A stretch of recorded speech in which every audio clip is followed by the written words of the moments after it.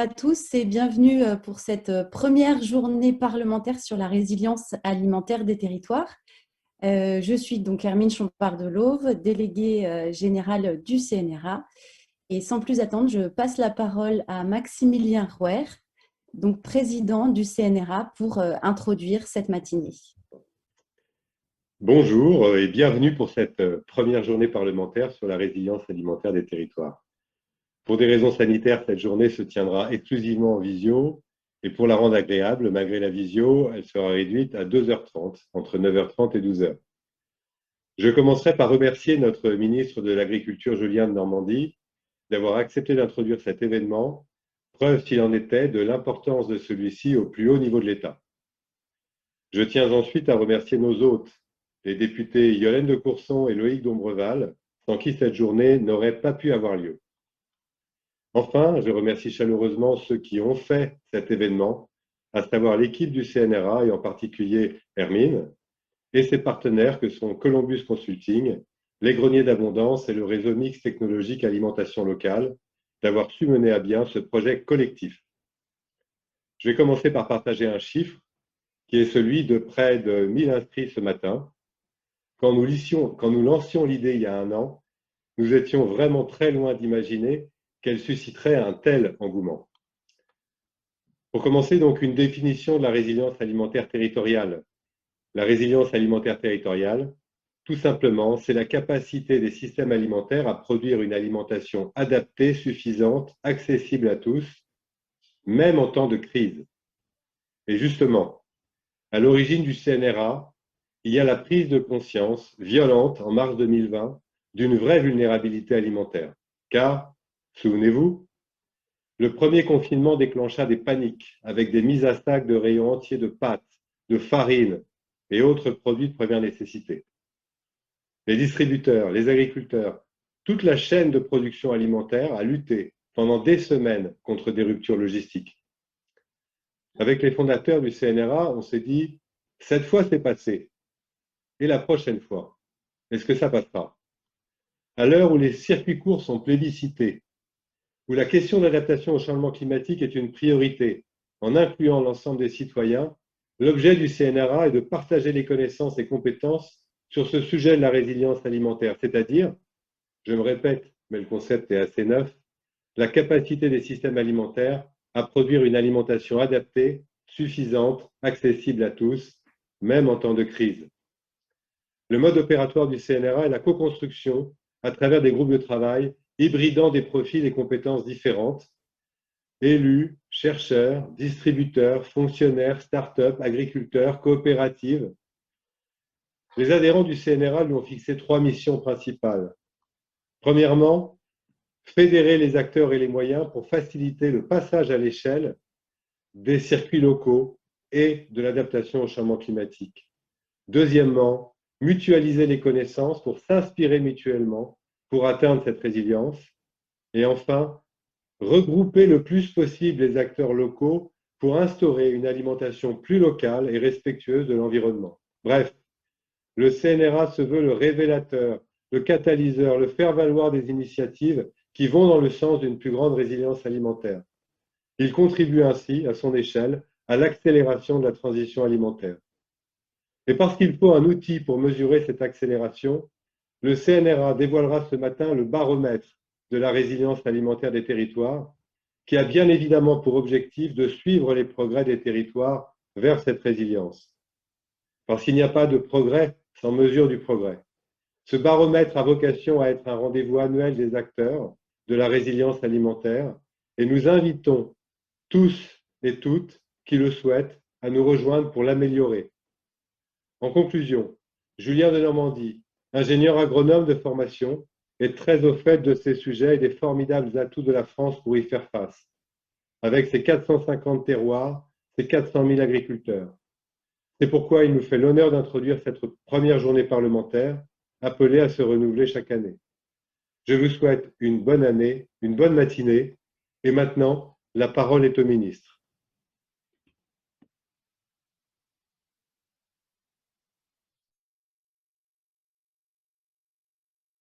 Bonjour à toutes et tous. Je suis très heureux de m'adresser à vous à l'occasion de cet événement consacrée à la résilience alimentaire. Je voudrais d'abord remercier les députés Yolène de Courson et Loïc Dombreval pour leur invitation à cette belle initiative et je voudrais remercier chacune et chacun d'entre vous d'y participer. C'est un moment important. En effet, de nombreuses filières agricoles ont été victimes de cette crise sanitaire que nous traversons. Plus particulièrement, encore celles qui dépendent de la restauration ou des périodes de fête sont particulièrement impactées. Alors, il nous faut tirer plusieurs constats. Il nous faut d'abord dire que le soutien de l'État a été présent pour limiter l'impact, en tout cas le mieux possible. Et soyez-en certains, nous continuerons à vos côtés à répondre présent tant que cela sera nécessaire pour soutenir les filières agricoles qui sont impactées. Mais si l'on prend un peu de recul, et c'est, je crois, le sens de ce colloque aujourd'hui, cette crise a aussi joué un rôle de révélateur à de nombreux égards. Dès le premier jour, les agriculteurs français ont répondu présents. Pas une seconde, ils n'ont cessé d'œuvrer pour permettre aux Français d'avoir accès à cette alimentation de qualité qu'ils produisent. Pas une seconde, nous n'avons manqué de quoi que ce soit sur nos étals, contrairement d'ailleurs à ce que nous avons pu voir dans d'autres pays. Et cette crise, au final, et c'est le premier enseignement, elle a révélé la force de toute cette chaîne agroalimentaire française. C'est cette capacité d'adaptation et de résilience qui la caractérise. Et je suis d'ailleurs intimement convaincu que les Français savent ce qu'ils doivent à tous ces acteurs de cette chaîne alimentaire que nous devons honorer, célébrer et remercier. Si notre pays a tenu et continue de tenir dans la période, c'est aussi grâce à eux, c'est aussi grâce à leur engagement sans faille. Mais dans le même temps, cette crise révèle aussi un certain nombre de fragilités de cette même chaîne agroalimentaire. Souligner sa résilience, reconnaître l'incroyable mobilisation et le colossal travail de tous les acteurs de cette chaîne ne signifie en aucune manière d'occulter le défi qui est face à nous, celui de la reconquête de notre souveraineté agroalimentaire. Vous savez que c'est l'angle et l'objectif que j'ai fixé à ce ministère dont j'ai la charge. Et vous savez aussi à quel point cette crise a montré que cette question de la souveraineté agroalimentaire était dorénavant au centre des défis, au centre des objectifs politiques. Et vous connaissez ma conviction, ma détermination à avancer en ce sens, car je suis intimement persuadé qu'il n'y a pas de pays fort sans agriculture forte. Alors parler de résilience alimentaire, c'est parler de souveraineté alimentaire. Et cela commence par la réduction de nos trop grandes dépendances, notamment à nos importations. Et sur ce point, je voudrais être très clair, nous avons une dépendance de laquelle il faut sortir. C'est la dépendance aux importations de protéines végétales pour l'alimentation animale. C'est un système organisé depuis des décennies. Et certes, le chemin va être long pour sortir de cette dépendance, mais il nous faut l'engager avec beaucoup de force et beaucoup de détermination. Il est essentiel d'engager des transformations majeures pour rendre notre agriculture beaucoup plus autonome vis-à-vis de ces productions protéines. C'est notamment tout l'objectif du plan protéines que j'ai présenté à la demande du président de la République en lien avec les filières concernées en décembre dernier. Nous y consacrons 100 millions d'euros au titre du plan France Relance. C'est des montants importants, c'est des montants nécessaires et c'est des engagements que nous devrons prendre d'ailleurs dans la durée, au niveau national comme au niveau international. Et je pense évidemment au rôle de la politique agricole commune qui est en cours de discussion pour nous permettre de regagner en souveraineté protéique au niveau national et au niveau européen. Et au vu de l'excellence de nos filières d'élevage, il n'est pas normal que la France ne produise qu'aujourd'hui la moitié des matières riches en protéines nécessaires à l'alimentation de nos animaux. Nous avons conscience de cette dépendance aux marchés internationaux, notamment à ces importations de soja sud-américain. Et le résultat, c'est qu'aujourd'hui, la réalité, c'est que dans ce contexte, nous importons de la déforestation et de la destruction de biodiversité à chaque fois que nous importons des protéines sud-américaines. Et c'est pour ça qu'il nous faut absolument sortir de cette dépendance qui, encore une fois, je le redis, doit se faire au niveau national avec France Relance, 100 millions d'euros en lien avec les filières, et au niveau international et particulièrement européen, grâce à l'appui de la politique agricole commune. pour regagner en indépendance, pour renforcer notre résilience alimentaire. Je pense que cela passe aussi, j'en suis convaincu, par l'ancrage de notre alimentation sur nos territoires. La pandémie de Covid-19 a également permis d'accélérer une tendance qu'on a observée de manière très claire, celle des circuits courts, celle de l'approvisionnement local, celle de la préférence donnée par le consommateur à des produits frais, à des produits locaux, à des produits de qualité. Là encore, le plan France Relance va répondre présent pour favoriser l'accès du plus grand nombre à des produits frais et locaux. 80 millions d'euros seront ainsi alloués au développement des fameux projets alimentaires territoriaux que vous connaissez à bien connaître et qui aujourd'hui se répandent partout sur les territoires. Nous venons d'ailleurs d'en sélectionner 65 nouveaux afin de mailler tout notre territoire de ces projets d'alimentation territoriaux. L'objectif est d'avoir au moins un, mais parfois plusieurs, projets d'alimentation territoriaux par département. Ces projets d'alimentation territoriaux ont une formidable vertu. Ils organisent localement la chaîne de circuits courts. Ils organisent localement la chaîne de production de ces aliments frais, locaux et de qualité. Et je crois que c'est essentiel. Je suis absolument convaincu que vous voyez la mobilisation sur vos territoires autour de ces projets d'alimentation territoriaux. Et je vous invite évidemment à vous en saisir au titre du plan France Relance. Pourquoi c'est si important ? Parce que, comme le disait Hippocrate, le premier des médicaments, c'est l'alimentation. Et donc, le premier sujet de notre souveraineté alimentaire, c'est cette souveraineté nutritionnelle, et ça passe par favoriser des produits de qualité dans nos propres consommations. Alors oui, l'État encourage ces dynamiques positives qui ont émergé pendant la crise et qui permettent au final aux agriculteurs de créer de la valeur différemment. Car ce sont bien ces questions de la création de valeur et du revenu de nos agriculteurs que je voudrais également aborder et qui doivent être au cœur des débats. Alors que la moitié des agriculteurs partiront à la retraite dans les 10 prochaines années, comment assurer la souveraineté de notre agriculture si nous n'assurons pas au même moment le renouvellement des générations de nos agriculteurs? C'est une évidence, mais parfois il faut la rappeler, il n'est pas possible d'avoir d'agriculture sans agriculteurs. Et donc la question qui nous est posée, c'est comment assurer l'attractivité des métiers agricoles pour les jeunes et par là même assurer l'avenir de notre souveraineté. C'est, à mes yeux, un élément absolument essentiel. Et à cet égard, il faut rappeler que le modèle français, il est résolument tourné vers la qualité, avec des exploitations à taille humaine ancrées dans nos territoires. Et c'est bien cette qualité qui fait la singularité de notre agriculture.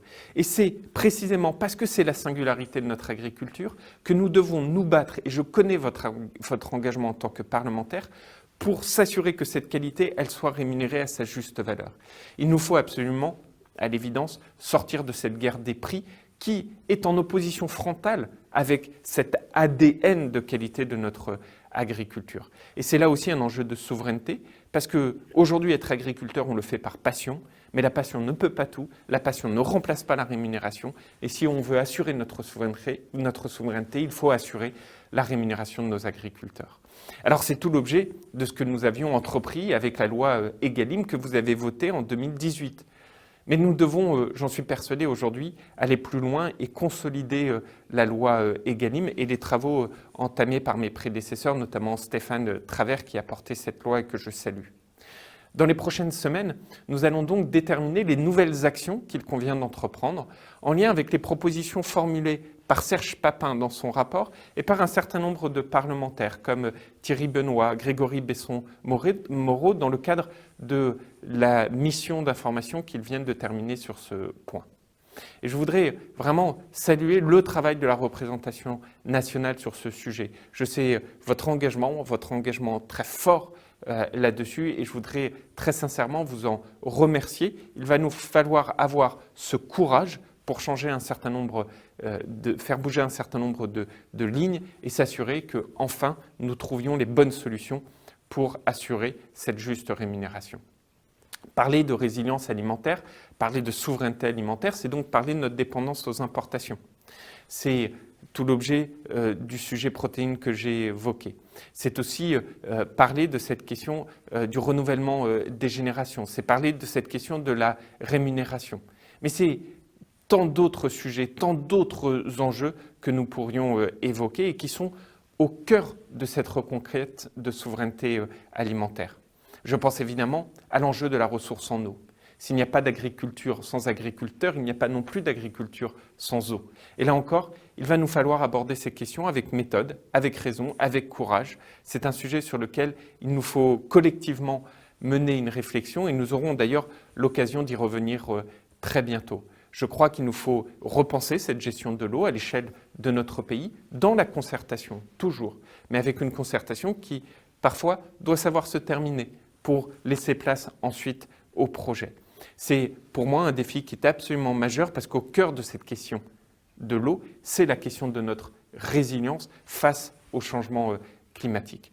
Nous pourrions parler aussi d'autres sujets comme l'accès à de nouvelles techniques scientifiques pour, par exemple, sélectionner des plantes qui sont aujourd'hui plus résistantes aux aléas climatiques. C'est un sujet profondément pertinent que là aussi nous devons aborder avec raison, avec méthode, mais aussi avec beaucoup de courage pour armer notre pays, pour armer notre agriculture face à ces défis de transition écologique ou ces défis de transition sociétale qui nous est demandé.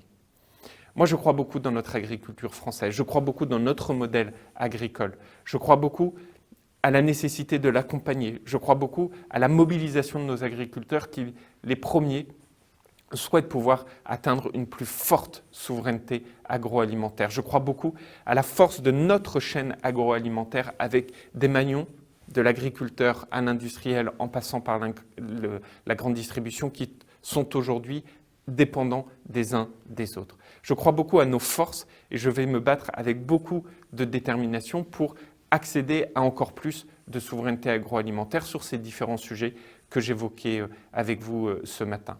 Et je voudrais vraiment vous remercier pour votre mobilisation, vous remercier pour votre présence à ce colloque aujourd'hui. Je sais pouvoir compter sur vous et c'est absolument essentiel pour avancer dans cette reconquête de notre souveraineté agroalimentaire. Je sais pouvoir compter sur votre expertise, je sais pouvoir compter sur vos retours de terrain, sur la construction de ces schémas territoriaux en faveur de cette souveraineté agroalimentaire. Et je voudrais vous assurer que je suis à vos côtés pour vous aider, vous accompagner et faire là aussi bouger un certain nombre de choses. Je vous souhaite de bons et fructueux échanges. Je regarderai vos conclusions avec un grand intérêt et je vous dis à très bientôt. Merci, Monsieur le Ministre. Merci à tous d'être présents pour ce colloque qui est la première journée parlementaire de la résilience alimentaire des territoires. Vous êtes, comme l'a dit tout à l'heure Maxime Herouer, plus de 1000 et vous êtes inscrits pour participer au colloque. Cela montre l'engouement, l'intérêt et peut-être même l'urgence d'adresser cette question. Comment organiser la résilience de notre agriculture, de nos systèmes alimentaires? Et quand on dit alimentation, on dit société, en particulier dans une époque où nous devons penser dès à présent la relance de notre économie et la transition de nos systèmes agricoles ensemble. Bien sûr, cette année, comme celle qui vient de se terminer, la question de notre capacité de résilience est brusquement rappelée à nous. Je ne rentrerai pas dans les détails, notre ministre nous en a fait une démonstration précise à cet instant. Je voudrais pour ma part évoquer avec vous la résilience. J'ai eu la possibilité d'inviter Boris Cyrulnik, qui a popularisé le concept de la résilience en France, et Gilles Boeuf, l'année dernière, à des auditions du groupe d'études parlementaires que je préside qui porte sur les enjeux de la ruralité. Nous avons eu des échanges sur la notion que je défends de ruralité conquérante, inclusive et non gémissante et victimaire, et également sur les moyens financiers pour accélérer la transition agroécologique de notre agriculture via la mise en place d'un chèque bien mangé comme levier de changement et de cohésion territoriale. La notion de résilience va bien plus loin que la notion de résistance à de simples ajustements à un choc. La résilience nous permet de déployer, de nous développer, de nous adapter. En ce sens, c'est une notion extrêmement positive. Comme un arbre qui pousse autrement quand il est contraint, faire le choix de la résilience, c'est accepter un chemin qui sera probablement nouveau. Nous allons devoir remiser les termes d'exploiter, épuiser, détruire pour promouvoir les notions de régénération, réparation et autonomie. La nature nous montre sans cesse sa résilience. On parle de la nature qui reprend ses droits. Pour ce qui nous concerne, nous les êtres humains, on peut ici faire le rapprochement pratique avec le roseau pensant de Pascal. Déjà, il s'agit donc, le roseau pensant de Pascal, il s'agit d'une image de la nature, ce qui n'est pas pour me déplaire, mais ce roseau qui ploie et ne rompt pas sous les différentes contraintes qu'il rencontre. C'est une image pour dire que nous sommes aussi, autant que la nature, assez naturellement résilients. C'est, je pense, ce qu'il nous faut reconnaître pour engager ensemble les changements nécessaires dont nous allons parler ce matin, qui concernent notre alimentation, nos systèmes agroalimentaires, nos systèmes de culture et d'élevage pour faire face à la nécessaire adaptation de nos sociétés au changement climatique. Je vous remercie. Merci beaucoup, Yolène. Et maintenant, je passe la parole à Loïc Dombreval. Merci pour cette invitation et cette organisation. Depuis les années 60, on a su développer en France un modèle agricole fort qui nous a permis, d'une part, d'être chef de file en Europe en matière de production agricole et d'autre part, de qualifier l'Hexagone de grenier de l'Europe. La modernisation de l'agriculture nous a permis de produire plus vite et moins cher, nous éloignant des famines et assurant un accès plus large à l'alimentation, en particulier aux produits d'origine animale.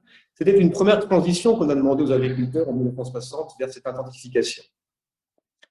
Mais ce modèle, basé sur cette intensification, la spécialisation des territoires et l'industrialisation des pratiques, connaît aujourd'hui ses limites. Vulnérabilité face au changement climatique, impact sur l'environnement et manquement manifeste au bien-être animal auquel je suis attaché doivent nous inviter à repenser nos pratiques et notre modèle. Face à ces défis du XXIe siècle, au-delà d'être productifs, nous devons surtout d'être résilients. En temps de crise, il est nécessaire de développer des outils qui nous permettront d'assurer une alimentation suffisante, une alimentation adaptée, accessible à tous et locale. D'un point de vue de santé publique, le lien entre la santé humaine, la santé animale et la santé environnementale est avéré. Avec ma collègue Yolène de Courson, que je salue, nous avions déjà mené un colloque en octobre 2020 sur la santé globale dite One Health. On sait aujourd'hui qu'une alimentation de qualité, comme l'a rappelé le ministre Julien de Normandie, et selon Hippocrate, saine et équilibrée, permet d'éviter de nombreux problèmes de santé. L'obésité, par exemple, chez les populations les plus jeunes, se développe ces dernières années et il est urgent de lutter contre ce phénomène. Par ailleurs, une alimentation de qualité est issue d'une agriculture elle-même de qualité, respectueuse de l'environnement et du bien-être animal. C'est ce que promeut l'agroécologie, une agriculture respectueuse de l'environnement qui est urgent de développer sur notre territoire. Pour cela, il est essentiel d'accompagner l'ensemble de nos agriculteurs dans cette transformation, dans cette transition, en accompagnant par la formation, par les aides, évidemment, ou encore par la revalorisation des prix de leurs produits. C'est d'ailleurs dans ce sens que j'ai déposé des amendements au projet de loi portant lutte contre le dérèglement climatique et renforcement de la résilience face à ses effets, actuellement débattus à l'Assemblée. Des amendements qui visent à promouvoir une meilleure qualité des produits alimentaires dans les différentes restaurations collectives et qui visent aussi à interdire de nouveaux élevages les plus intensifs, non respectueux des animaux, ayant un impact fort et négatif sur l'environnement. L'élevage français doit se transformer et surtout être accompagné dans cette transformation. Des idées existent, émergent partout sur notre territoire et c'est pour cela que le CNRA, qui organise aujourd'hui ce colloque et donc, que je remercie, peut être d'une aide précieuse pour notre monde agricole. Faire la promotion des bonnes expériences qui ont été menées sur notre territoire et tirer les conséquences des moins bonnes pour évoluer vers le mieux tous ensemble. Le CNRA se veut comme le révélateur ou le faire-valoir des initiatives qui vont dans le sens d'une plus grande résilience alimentaire et souhaite contribuer à l'accélération de la transition alimentaire. C'est exactement ce dont nous avons besoin. Faire connaître à tous les initiatives locales, les partenariats qui existent entre les agriculteurs et les circuits courts de commercialisation, les méthodes agroécologiques développées et mises en place par certains agriculteurs. Cette mine d'informations a besoin de trouver un refuge pour pouvoir être diffusée au plus grand nombre.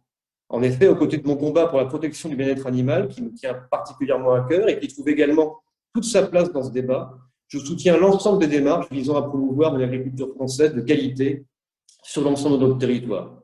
Je suis donc ravi de contribuer à cette première journée parlementaire permettant de lancer le CNRA, une organisation innovante en matière agricole, permettant de repenser notre modèle sur la base d'initiatives locales. La résilience, tel est le maître mot capable de construire une alimentation locale, durable et respectueuse du vivant. Je vous remercie. Merci beaucoup, beaucoup Loïc pour cet éloge du CNRA. On va tâcher d'être à la hauteur. André Bonnard, je vous passe la parole. Bonjour à tous. Merci de me donner la parole. Je suis très, très honoré d'être présent à cette table. D'abord parce que le CNRA, c'est une organisation qui me tient à cœur et parce que le fait d'être une journée parlementaire, c'est un grand moment. Il y a beaucoup de participants et je trouve ça très bien. Je suis là pour témoigner de ce que j'ai fait, aller faire personnellement et puis ce que j'essaie de faire pour tout le monde agricole. On a créé avec mes associés une petite société qui s'appelle Né d'une seule ferme et qui a pour objet de proposer une solution clé en main aux producteurs pour produire des yaourts dans un premier temps et puis on espère bien aller ailleurs, produire d'autres produits. Je suis pas là pour parler de la société, je suis là de pourquoi j'ai créé cette société et pourquoi j'ai entendu dans l'intervention du ministre ou de celle des députés parler d'accompagnement des producteurs pour aller vers des circuits courts, pour aller vers une production plus résiliente. Il suffit pas d'accompagner, il suffit pas de former, pour moi, il faut aller un peu plus loin que l'accompagnement. On pourrait presque parler de coaching, mais ce que nous avons fait, c'est de mettre en place des containers dans lesquels, on prend du lait et on sort des yaourts et on aide le producteur à la fois sur le plan commercial, marketing et compagnie. Et ça, je pense que c'est très important d'aller jusque-là dans l'accompagnement des producteurs. Pourquoi? Parce que j'ai été responsable syndical pendant 10 ans. J'ai vu effectivement beaucoup de choses sur le déficit de rémunération des producteurs. Aller vers les circuits courts, c'est amener plus de rémunération pour le producteur, mais c'est aussi mettre en fragilité l'exploitation parce que on lui demande d'aller à des endroits où elle ne sait pas forcément aller naturellement. Penser la réversibilité à la fois pour le producteur, aussi pour le producteur, je pense que c'est très important. On ne peut pas se contenter de demander aux producteurs d'aller plus loin. On doit aussi leur dire, allez-y. Et si ça ne fonctionne pas, si vous changez parce que les exploitations sont petites, si l'exploitation change, il y a une solution marche arrière et on ne vous emmène pas vers quelque chose qui serait définitif. Pourquoi aller vers plus de rémunération pour les producteurs? Parce que je pense que aujourd'hui on a un modèle agricole qui nous satisfait, particulièrement quand on parle d'élevage. Mais si on y prend garde, c'est le modèle qui changera. Installer des jeunes, renouveler les générations, c'est pas seulement avoir des gens pour faire le travail, c'est aussi ne pas aller vers un modèle d'agriculture industrielle. Je crois que globalement, personne n'en veut, que ce soit le consommateur, les producteurs, globalement, personne ne veut de ce modèle industriel. Mais pour ne pas y aller, il faut amener des perspectives. Et je crois que transformer dans sa ferme, c'est une belle perspective. Voilà. Je crois que c'est juste ce témoignage que je voulais apporter. Je remercie le CNRA de m'avoir donné l'occasion de faire ça. Et bien voilà, je vous souhaite de bien réussir votre journée, votre matinée plus exactement. Bonne journée à tous. Merci beaucoup André pour ce beau témoignage.